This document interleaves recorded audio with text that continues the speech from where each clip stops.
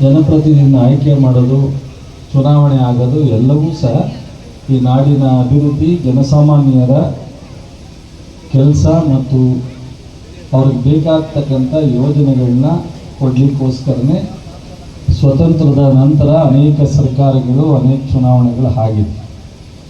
ಎಲ್ಲ ಚುನಾವಣೆಯಲ್ಲೂ ಗೆದ್ದವರು ಕೆಲಸ ಮಾಡಲಿಕ್ಕಾಗಲ್ಲ, ಎಲ್ಲ ಬರ್ತಕ್ಕಂಥ ಸರ್ಕಾರವೂ ಸಹ ಕೆಲಸ ಮಾಡಲಿಕ್ಕಾಗಲ್ಲ.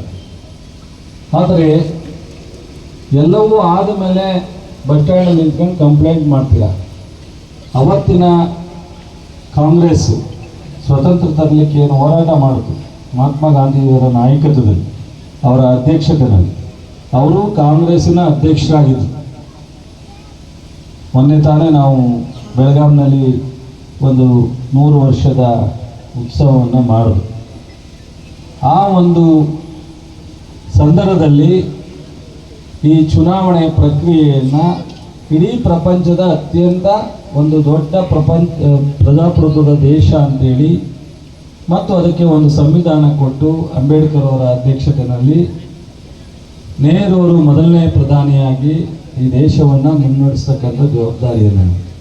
ಪಾಪ ನೀವು ಏನಾಗುತ್ತೆ ಗೊತ್ತೋ ಗೊತ್ತಿಲ್ಲದೋ ಕೆಲಸ ಮಾಡೋರು ಬಿಡಯ್ಯ, ಅವ್ರೇನು ಮನೆಯಿಂದ ಮಾಡಿದ್ರ ಅಂತೀರ, ಆಮೇಲೆ ನಮಗೇನು ಬೇಕಿತ್ತ ಅಂತೀರ.